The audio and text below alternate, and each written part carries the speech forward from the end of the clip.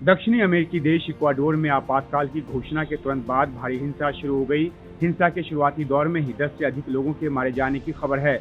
यहां से कई नाटकीय वीडियोज भी सामने आए हैं। कई हथियारबंद नकाबपोश इक्वाडोर के सीसीटीवी स्टेशन में घुस गए।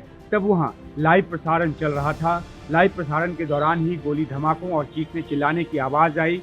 यहाँ काम करने वालों को बंदूक की नोक पर फर्श पर लेटने और बैठने को मजबूर कर दिया गया।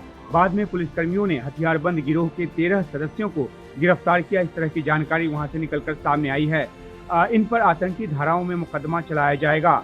इक्वाडोर में नशीली दवाओं के एक बड़े गिरोह लॉस चेनरोस का सरगना एडोल्फो मैकियस फिटो बंदरगाह शहर गुआयाकिल की जेल से 2 दिन पहले भाग निकला।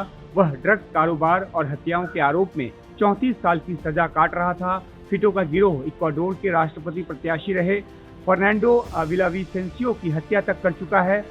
उसका भागना इक्वाडोर में ड्रग्स माफियाओं के खिलाफ अभियान को एक बड़ा झटका है।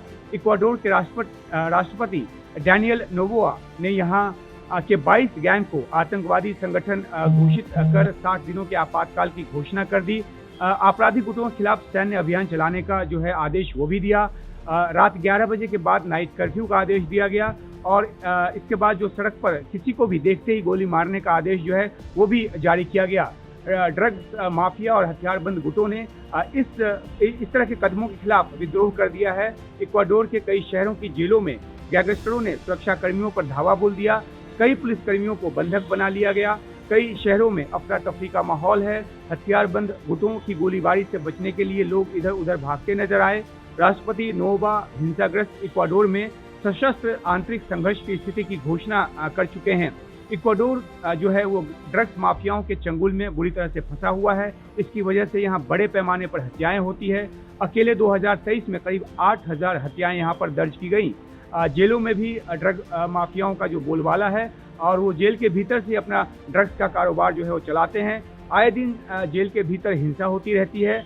2023 नवंबर में राष्ट्रपति बनने के बाद नोबोआ ने वादा किया था कि वे देश में जारी हिंसा में कमी लाएंगे और इक्वाडोर को नशीली दवाओं से मुक्ति दिलाएंगे।